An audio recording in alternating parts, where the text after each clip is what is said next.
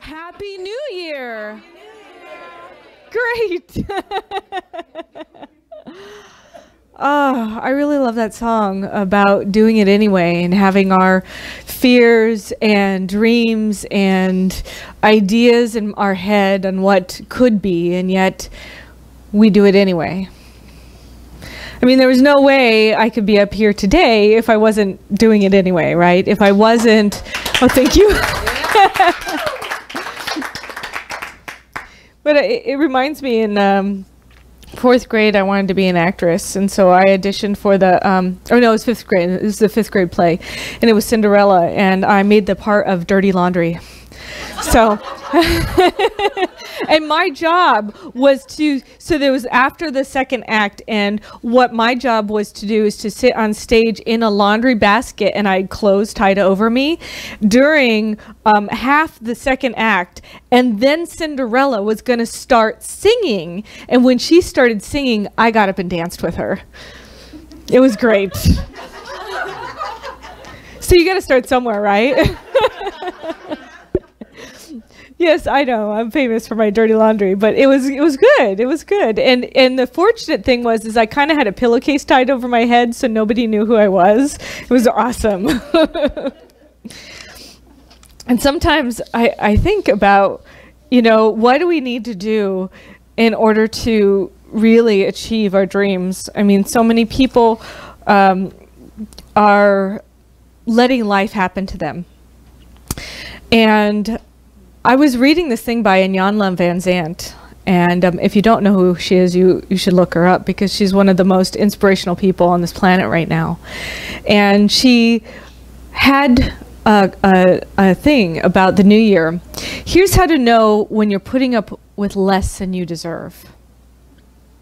When you have to work yourself into a state of excitement rather than naturally experiencing joy and passion, you're probably settling in your life.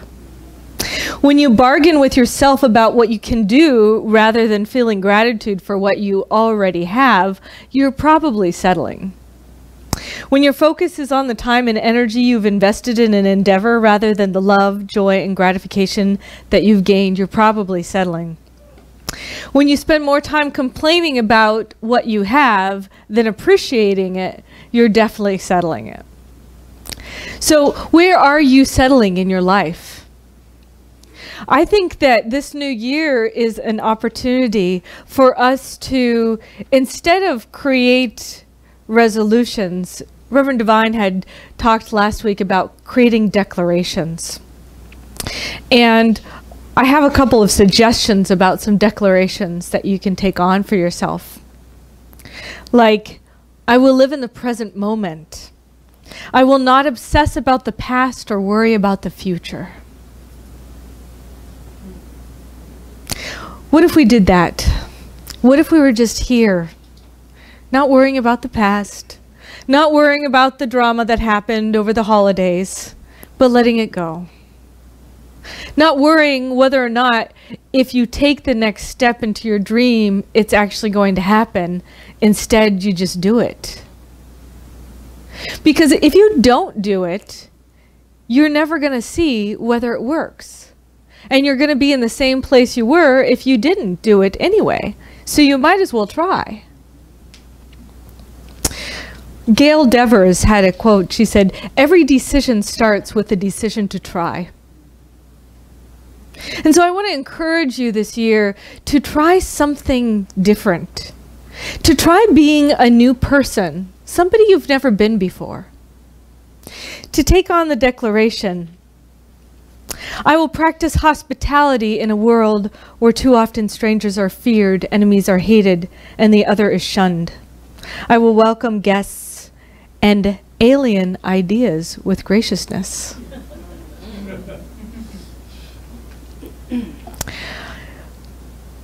Ernest Holmes is the founder of Centers for Spiritual Living.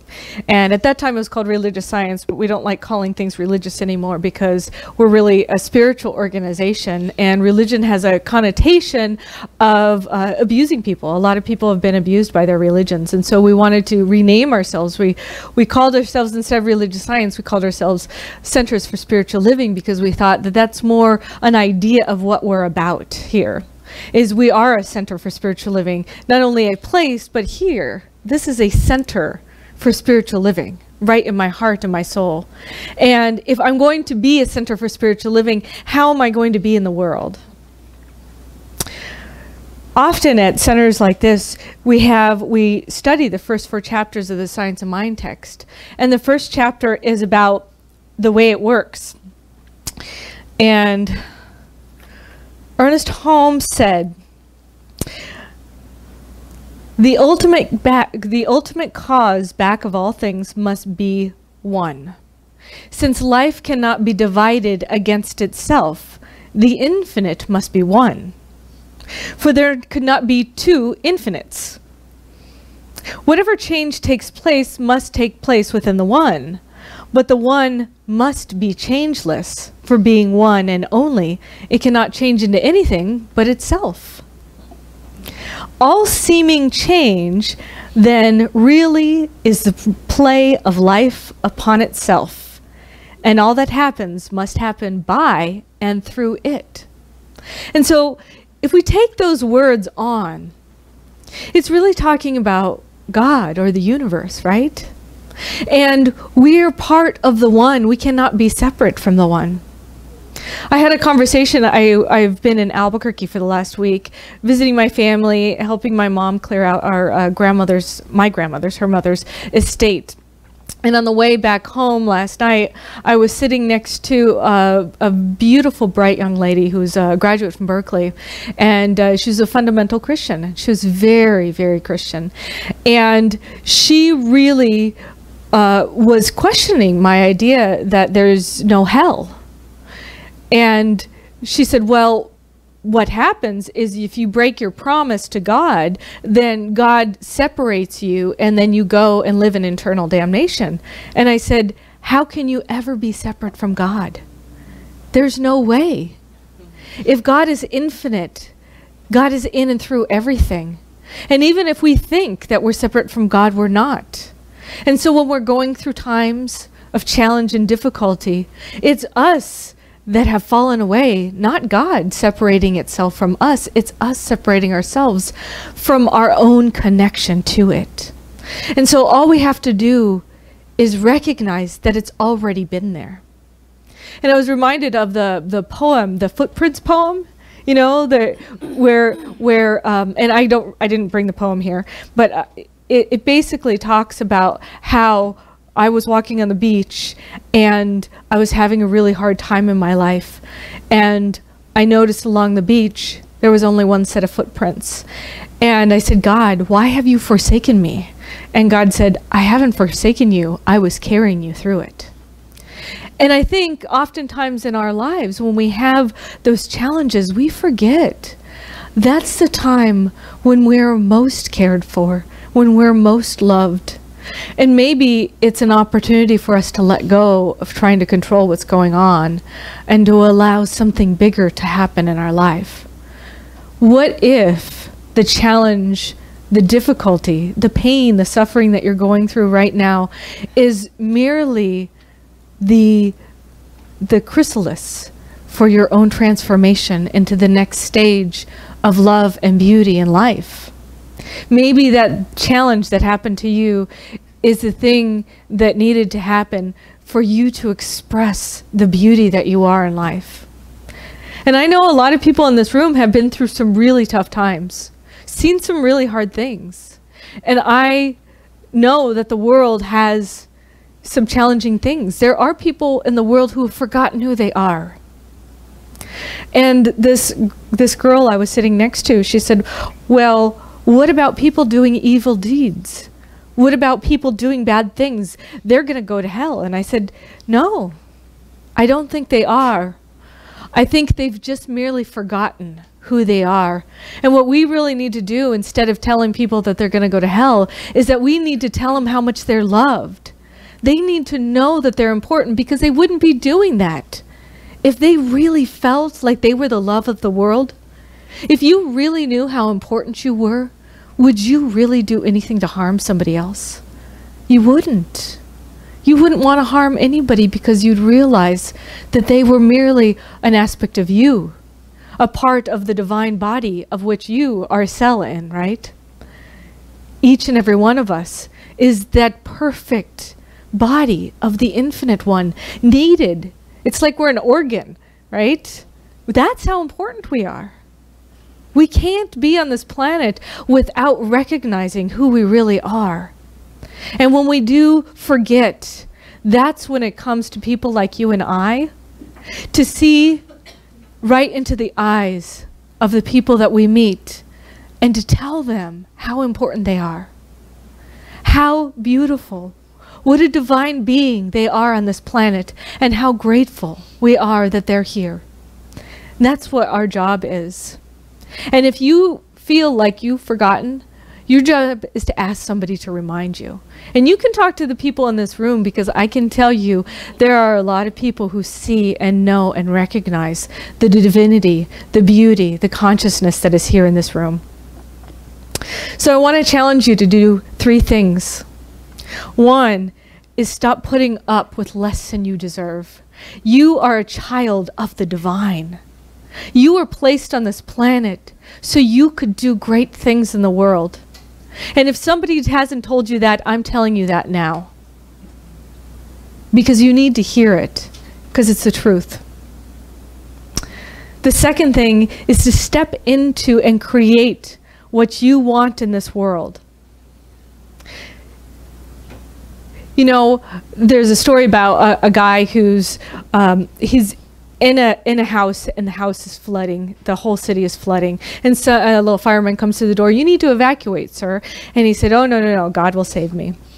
And then the house starts flooding more and more, and so this boat pulls up, and the guy says, "Oh, here, you know, come take the boat." And the guy said, "Well, no, God will save me." And soon he's on the roof of his house, and the waters are rising up and up above his house, and a helicopter comes in, and they're putting down the ladder, and he's like, "Oh, don't worry, God will save me."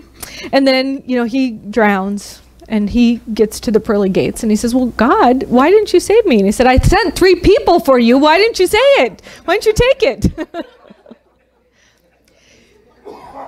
But isn't that what we do? We think there's something out there that's going to come and do something.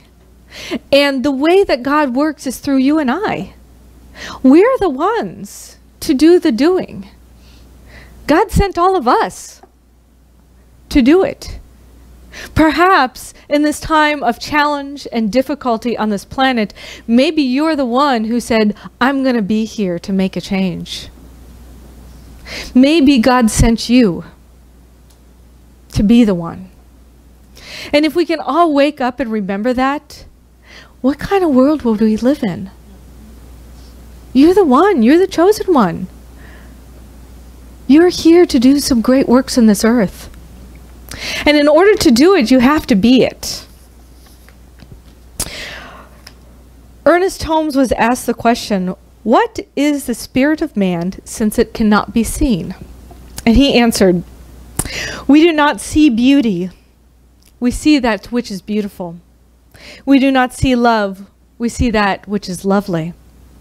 We feel the presence of love through loveliness, as we sense an atmosphere of beauty in that which is beautiful. We do not see intelligence, but we see its manifestation. No man has seen God at any time, only the Son, he has revealed him." Basically, that means we do not see the first cause, but the effect, which is the result of this cause, is a positive evidence of the reality of its cause. In other words, you're the one. You're the one. And if you want to see peace in the world, you get to be peace in the world. If you want to see friendships expand, you get to expand your friendships. If you want to be a good neighbor, if you want to see good neighbors, you get to be a good neighbor. So the second thing is step into and create what you want in this world. If you're going to make a declaration, declare what you want to see in the world and then step into it. And what that means is you got to do things that are outside of your comfort zone. So the third thing is to share your gifts and to improve something around you. I challenge you to improve something around you. Improve the center, improve your house, improve something around you by sharing your gifts. Move outside of your comfort zone. Edwin Gaines, who wrote the 4 Spiritual Laws of Prosperity, one of the books that I'm reading right now, said, "I believe we all have big plans and dreams that we have not given ourselves permission to do. Before you can do big things, it's okay to start with the small ones. Let's say you want to fly an airplane, but you're too fearful. You're afraid of heights. Perhaps you can start by taking a ride on that scary-looking roller coaster. If you realize you survived that, then you can do something bigger, and then a little bigger. Success is built through a willingness to play in an increasing larger arena." And she also says, one of the fundamental truths to life is grow or die. If you keep playing in your tiny, comfortable arena, you're going to die of boredom. And so I encourage you to really find out, one, where are you putting up with less than you deserve? Are you settling? 2, step into, create what you want to be in the world.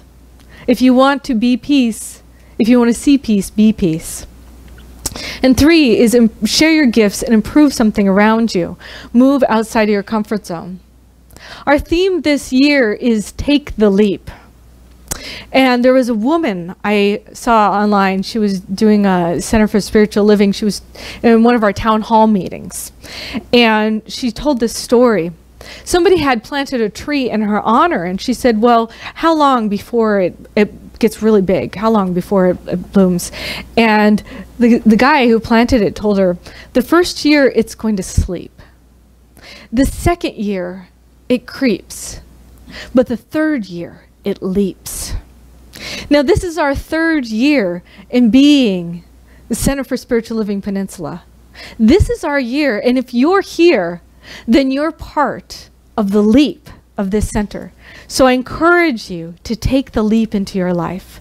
Take it on and do some service in the world. This is our monthly theme, is service. You are the one. You're the chosen one.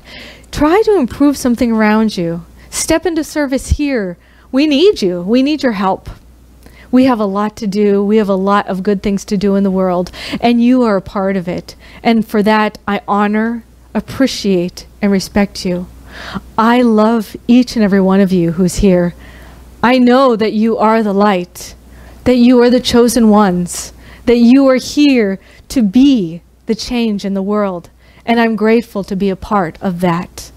I know it is good, very good. And today and this year is really the best year ever. Yeah, and so it is. All right, let's pray. And knowing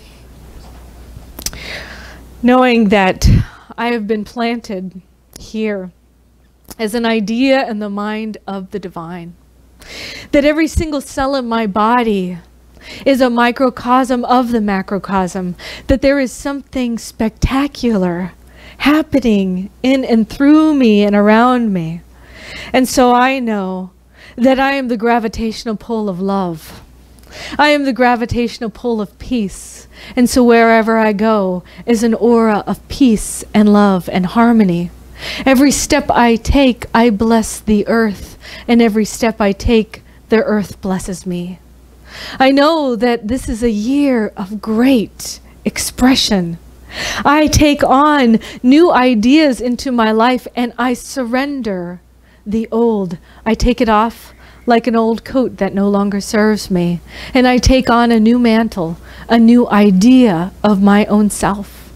And as I know this for myself, I know this for each and every person here, that we are the ones we've been waiting for. This is the sacred and holy year. And I accept it. I take it on, knowing that God has taken me on, that God has chosen me to fulfill abundance, to fulfill love, to fulfill serving the world. And so I accept that. I take it on, and I surrender all of my fear and my doubt and my worry, everything that has prevented me from really thinking that I can do this. I surrender any ideas that I am not enough, that I am less than. And I take on the idea that I am here to be a gift in the world. And so I choose to share my gifts through my service to my community, to an animal I might see, to a person I don't even know, because I know that no matter what I do, it makes a difference.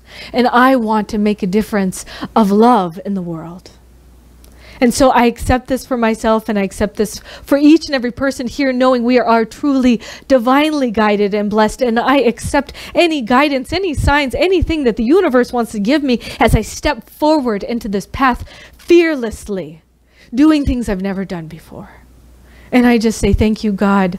I am so grateful for this opportunity to be alive at this point in time. I am humbled, I am honored, and I am grateful. And so it is.